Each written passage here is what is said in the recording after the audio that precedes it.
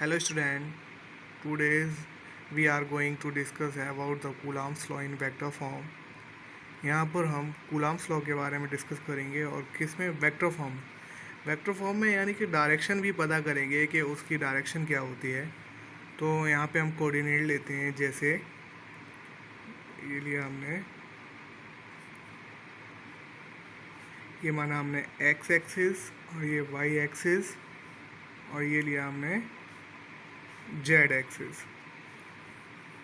और यहाँ पर हमने कोई टू चार्जेस मान लिए, जैसे एक चार्ज यहाँ मान लिया Q1 चार्ज और ये मान लिया हमने Q2 charge.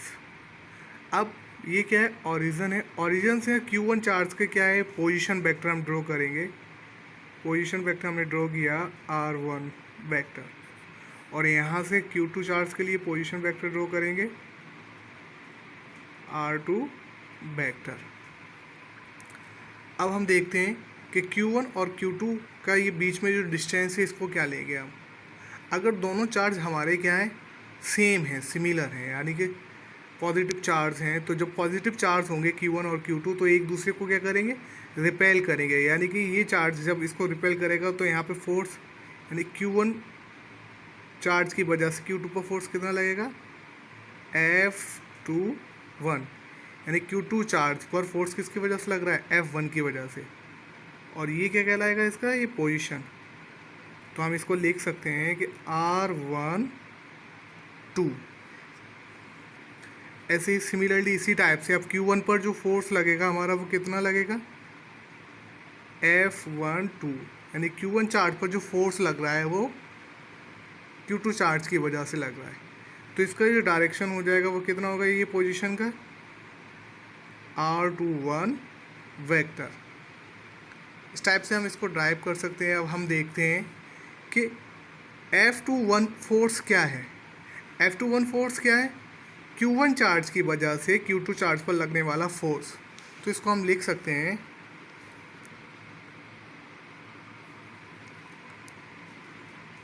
F21 is the force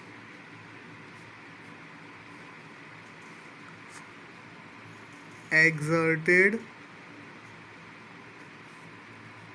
on charge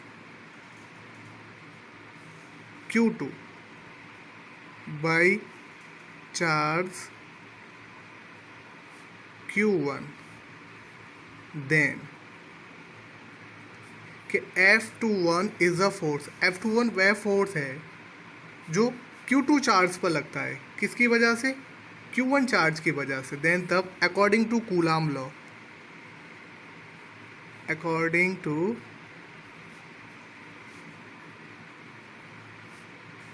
coulombs law.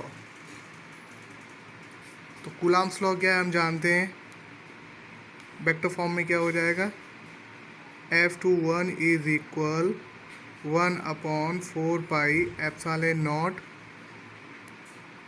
Q1 Q2 upon, अब R स्क्वायर क्या है, यानी कि इसकी पोजीशन कितनी हो जाएगी, R12। तो यहाँ कितना हो जाएगा वेक्टर्स में, R12 का स्क्वायर, और ये पोजीशन वेक्टर है इसलिए यहाँ क्या आ जाएगा, R12।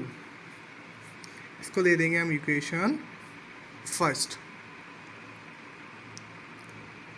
सिमिलरली इसी टाइप से अगर हम फोर्स Q1 पर फोर्स हम निकालेंगे तो Q1 पर फोर्स क्या हो जाएगा, तो Q1 पर फोर्स हो जाएगा हमारा सिमिलरली वेक्टर फॉर्म में F12 is equal 1/4 pi epsilon not Q1 Q2 upon, यह कितना हो जाएगा, R21 का स्क्वायर और यहाँ R21। एक और यहाँ से हम इक्वेशन ड्राइव करते हैं, इसको दे देंगे हम इक्वेशन सेकेंड। अब इस एक डायग्राम से एक और इक्वेशन हम ड्राइव करते हैं, जैसे इसकी R12 की जो डायरेक्शन है वो क्या है, ये डायरेक्शन है, और इसके अपोजिट डायरेक्शन में क्या है हमारा R21। तो हम कह सकते हैं vector R12 is equal vector R21।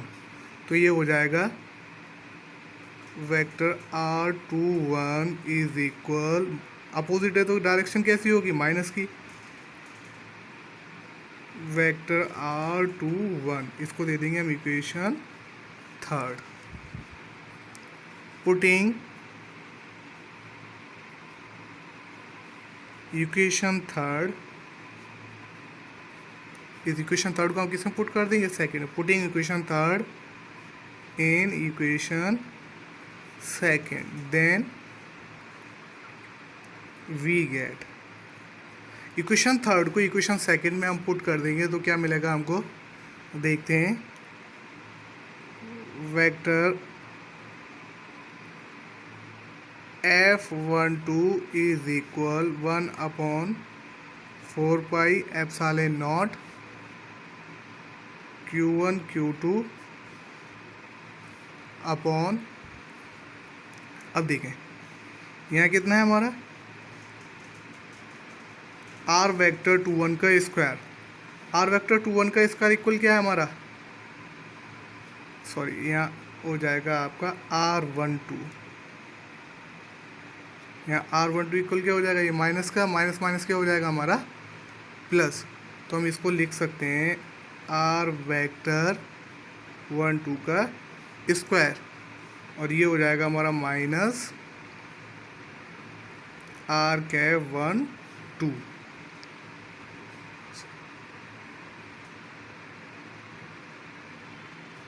और करके जब हम इसको लिखेंगे तो क्या हो जाएगा, vector F12 is equal -1/4 pi epsilon not Q1 Q2 upon vector R12 का स्क्वायर और R कैप 12। अब देखें हम इसमें, इसको दे देंगे हम equation 4। Comparing of equation first and 4, equation first और 4 दोनों से जब हम कंपेयर करेंगे तो क्या इक्वेशन मिलती है हमको, देखो 1/4 pi epsilon not 1/4 pi epsilon not Q1 Q2 upon vector R12 का स्क्वायर डॉट R कैप 12, और यहाँ भी क्या है Q1 Q2 upon vector R12 का स्क्वायर R कैप 12। दोनों इक्वेशन सेम है, बट क्या डिफरेंस है, यहाँ माइनस माइनस है, तो हम कह सकते हैं इसको vector F vector 12 is equal minus F21 vector, या और करके हम इसको लिख सकते हैं vector F21 is equal minus vector F12। दोनों क्या है, ये सेम है, तो हम कह सकते हैं Q1 पर जो फोर्स लगेगा और Q2 चार्ज पर जो फोर्स लगेगा वो फोर्स कैसा होगा, इक्वल होगा, लेकिन अपोजिट होगा। तो हम कह सकते हैं द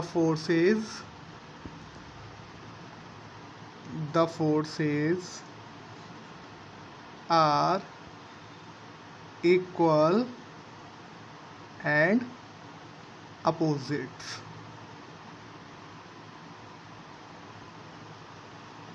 Q1 और Q2 चार्ज पर जो फोर्स लगेगा वो इक्वल होगा, बट कैसा होगा, अपोजिट होगा। अब इसको हम एक्सटेंडेड वेक्टर फॉर्म में ड्राइव करते हैं, एक्सटेंडेड वेक्टर फॉर्म।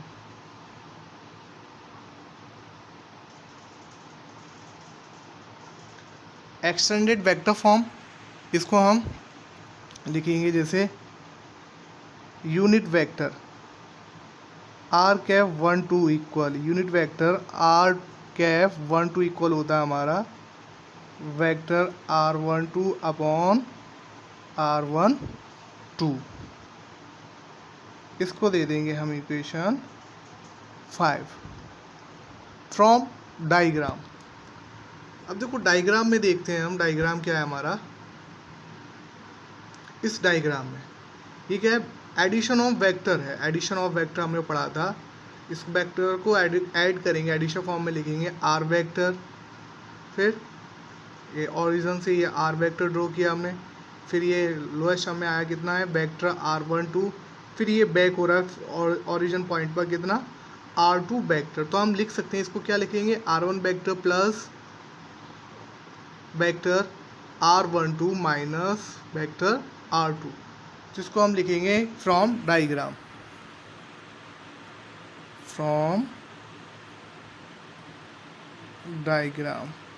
डायग्राम से लिख सकते हैं हम इसको r1 vector plus vector r12 minus vector r2 is equal 0। यहाँ से r12 वेक्टर निकालेंगे, vector r12 is equal minus का इक्वल में जाके कैसे हो जाएगा, ये प्लस का वेक्टर r2 ये इक्वल में हो जाएगा, कैसे हो जाएगा माइनस वेक्टर r1। तो यहाँ पे हमारा निकल के आया r1 vector equal vector r12 equal vector r2 minus vector r1। Put equation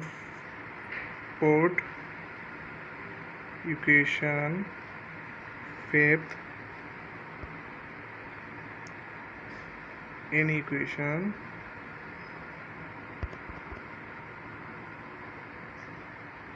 first, then we get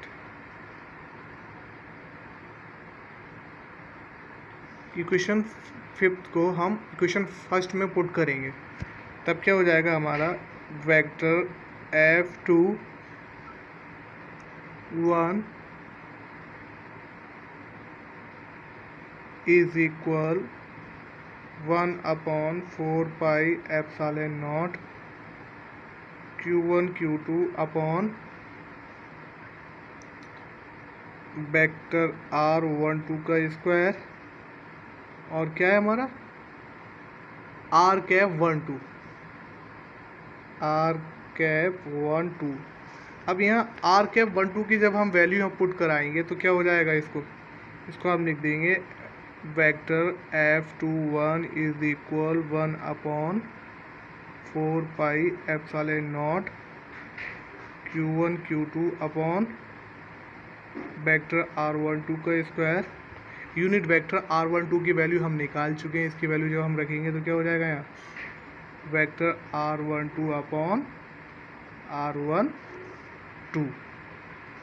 अब इसको सॉल्व करेंगे आगे तो क्या हो जाएगा, ये हमारा vector f21 is equal 1/4 pi epsilon not q1 q2 upon, इसका मल्टीप्लाई करेंगे r12 को, तो यहाँ क्या हो जाएगा वेक्टर r12 का क्यूब,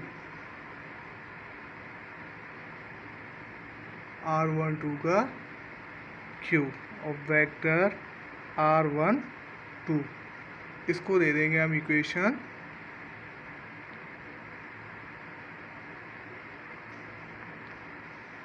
r12। अब हम वेक्टर r12 की वैल्यू पहले ही निकाल चुके हैं, put the value of vector r12,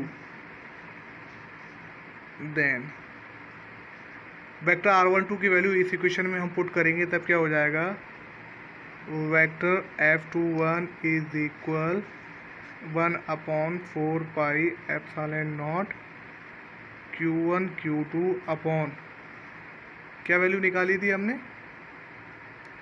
value लिख ली थी हमारी vector r2 minus vector r1, यह q है तो इसका क्या हो जाएगा होल क्यू, और यहाँ लिख देंगे हम vector r2 minus vector r1। इस टाइप से ये एक इक्वेशन हमारी ये निकल के आ गई। सिमिलरली इसी टाइप से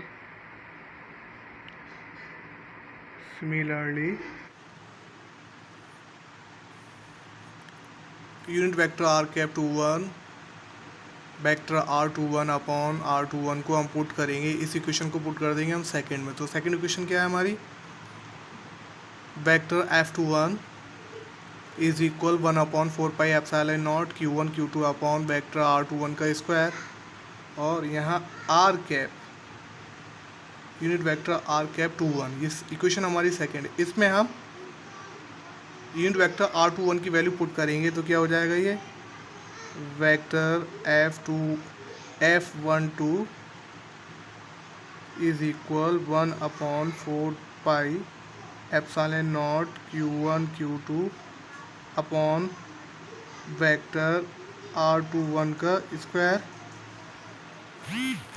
और इसकी वैल्यू क्या निकाली थी हमने, वेक्टर R21 अपॉन R21। अब इसको सॉल्व करेंगे तो क्या हो जाएगा हमारा, vector F12 is equal 1/4 epsilon not Q1 Q2 upon vector R21, यानी इसका मल्टीप्लाई करेंगे, यहाँ क्या हो जाएगा RQ, और ये क्या बचेगा vector R21। From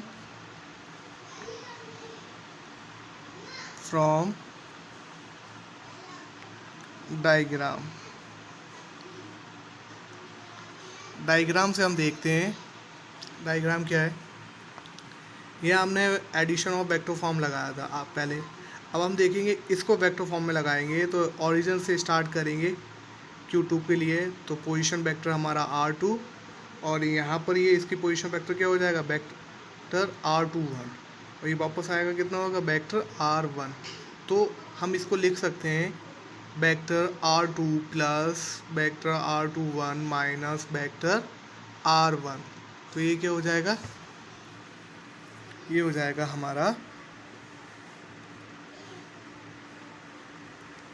R2 vector plus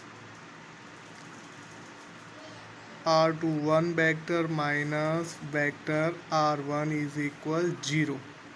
यहाँ से वेक्टर R21 की वैल्यू निकालेंगे तो ये हो जाएगा R1 vector minus R2 vector.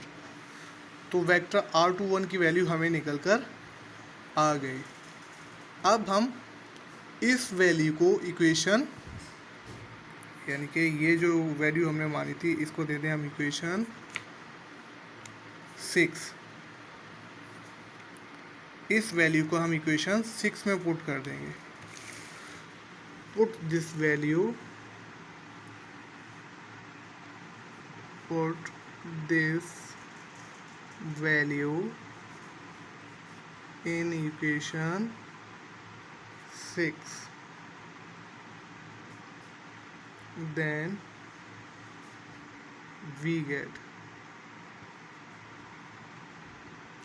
तो इस वैल्यू को हम पुट करेंगे तो क्या हो जाएगा, vector F12 is equal 1/4 epsilon not Q1 Q2 upon, यहाँ कितना है, वेक्टर R21, इसकी वैल्यू लगा देंगे तो हो जाएगा हमारा R1 minus vector R1 minus vector R2 का होल क्यूब, और यहाँ R1 vector minus R2 vector, ये हमारा निकल के आया।